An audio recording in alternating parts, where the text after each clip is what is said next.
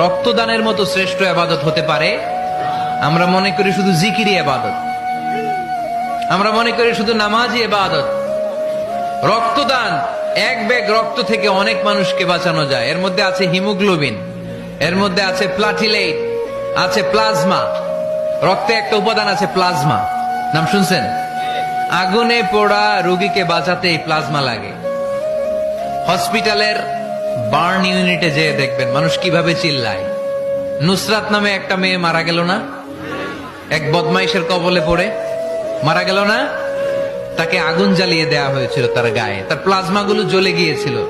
আগুনে পোড়া রোগীর যে কি কষ্ট, একটু দেখার জন্য হসপিটালের বার্ন ইউনিটে যাবেন, দেখবেন যে কি কষ্টে আছে তারা। এই প্লাজমা গুলোকে অনেক সেন্টিগ্রেড তাপমাত্রা নামিয়ে ঠান্ডা করে দেহে পুশ করা হয়। আপনার এক ব্যাগ রক্ত থেকে প্লাজমা আলাদা করা হবে, প্লেটলেটস আলাদা করা